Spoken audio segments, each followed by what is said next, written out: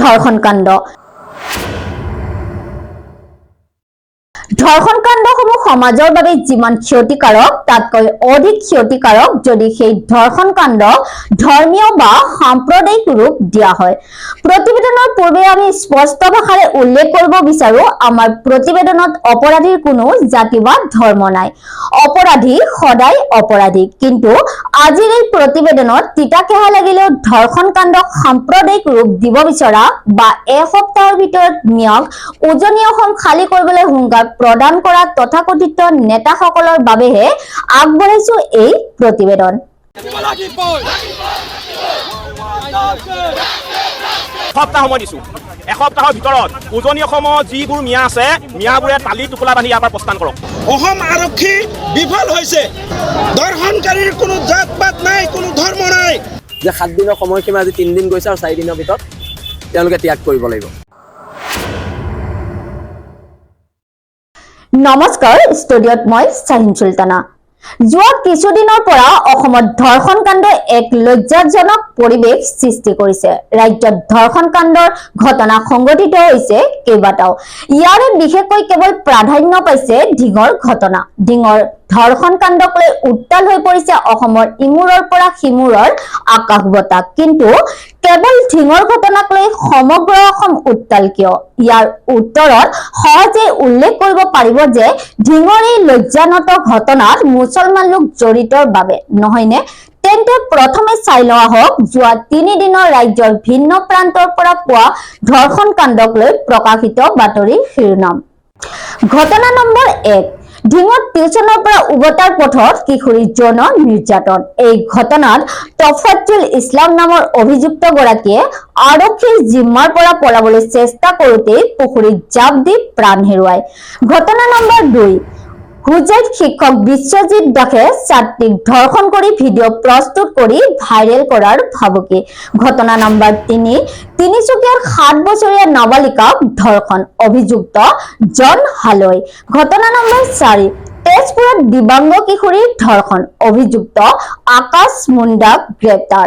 ঘটনা নম্বৰ 5, বিহালীত কিশোৰীক শ্লীলতা হানিৰ চেষ্টা, অভিযুক্ত শ্বাহৰুখ আৰু মিৰাজ আলী। ঘটনা নম্বৰ 6, গুৱাহাটীৰ চান্দমাৰীত ৰমেন হালৈ নামৰ এক পাখণ্ডই ঘৰত কোনো নথকাৰ সুযোগ লৈ ধৰ্ষণ কৰিলে এগৰাকী কিশোৰীক। ঘটনা নম্বৰ 7, তিতাবৰত নিজ বোৱাৰীয়েক ধৰ্ষণ কৰিলে শহুৱেক অভিযুক্ত যাদৱ বৰাই।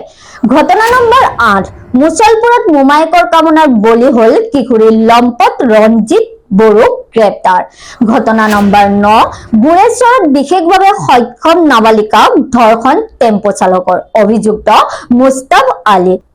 ঘটনা নম্বৰ 10, ডিফুত পূজাৰীৰ কামনাৰ বলি কন্যা শিশু, আৰক্ষীৰ জিম্মাত অভিযুক্ত সঞ্চিং ৰংহা। শেহতীয়াকৈ ৰাজ্যখনৰ বিভিন্ন প্ৰান্তত সংঘটিত হোৱা এই 10টা নাৰকীয় ঘটনাৰ 3টা ঘটনাত অভিযুক্ত মুছলমান লোক। সকলো ধৰ্ষণ বা অপৰাধজনিত নাৰকীয় কাণ্ড কেৱল মুছলমানে কৰে বুলি কৈ সাম্প্ৰদায়িক বিষবাষ্প বিয়পাব বিচৰাসকলে ইয়াৰ উত্তৰ কি দিব? একাংশ তথাকথিত জাতীয় সংগঠন বা নিজৰ স্বাৰ্থ সিদ্ধিৰ বাবে সাম্প্ৰদায়িক বিষবাষ্প বিয়পাব বিচৰা লোকে বা নকবই কিয়? যিখন ৰাজ্যৰ মুখ্যমন্ত্ৰীয়ে গৃহমন্ত্ৰীৰ দায়িত্বত থাকিও শান্তি শৃংখলা বা অপৰাধজনিত ঘটনা ৰোধ কৰাত ব্যৰ্থ হৈ নিজৰ ব্যৰ্থতা ঢাকিবলৈ সকলো দোষ এটা নিৰ্দিষ্ট সম্প্ৰদায়লৈ ঠেলি দিব পাৰে, তেনে ৰাজ্যত একাংশ ভণ্ড লোক তথা তথাকথিত জাতীয় সংগঠনে মুছলমানৰ বিৰুদ্ধে টেটুফালি চিঞৰাটো স্বাভাৱিক। এখন ৰাজ্যৰ আইন শৃংখলাত কিমান অৱনমিত হলে ৰাজ্যখনত প্ৰতিদিনে বৃদ্ধি পাবলৈ ধৰিছে এনে নাৰকীয় ঘটনাসমূহ। অসম প্ৰদেশ মহিলা কংগ্ৰেছ কমিটিৰ সভানেত্ৰী মীৰা বৰঠাকুৰে কৰা অভিযোগ অনুসৰি অসমত যোৱা এটা মাহত 23টাকৈ ধৰ্ষণ কাণ্ড সংঘটিত হৈছে।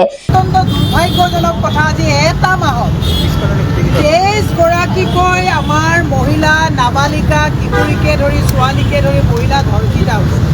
আৰু মুখ্যমন্ত্ৰীয়ে ক'ব বিচাৰিছে ইয়াত হিন্দু মুছলমানৰ কথা ক'বলৈ গৈছে। আমি কৈছোঁ মহিলাক সুৰক্ষা দিব নোৱাৰা মুখ্যমন্ত্ৰীয়ে অতি সোনকালে পদত্যাগ কৰিব লাগে আৰু ৰেপিষ্ট সি হিন্দুৱে হওক বা মুছলমানেই হওক দৃষ্টান্তমূলক শাস্তি দিব লাগে ফাষ্ট ট্ৰেক আদালতৰ জৰিয়তে। ইপিনে অপৰাধী হওক বা নহওক আদালতে অপৰাধী বুলি প্ৰমাণ কৰাৰ পূৰ্বেই আৰক্ষীয়ে আইন নিজৰ হাতত তুলি লোৱাটো যেন তেনেই স্বাভাৱিক হৈ পৰিছে এইখন অসমত। তাৰ প্ৰমাণ জ্যেষ্ঠ সাংবাদিক মনোজ গোস্বামীৰ এটি ফেচবুক পোষ্ট। আজি গভীৰ নিশা অন্ধকাৰৰ সৈতে থাকিব এনকাউণ্টাৰ আৰু সেই নিশাই সঁচাকৈ আৰক্ষীৰ জিম্মাৰ পৰা পলাবলৈ চেষ্টা কৰি পুখুৰীত জাপ দি প্ৰাণ হেৰুৱালে ধিংকাণ্ডৰ অভিযুক্ত তফাজ্জল ইছলাম। অভিযুক্ত তফাজ্জলৰ ফটোখনলৈ ভালদৰে মন কৰক। দুই হাত বান্ধি ৰখা অৱস্থাত আৰক্ষীৰ জিম্মাৰ পৰা পলাবলৈ চেষ্টা কৰাটো ইমানেই সহজ নে?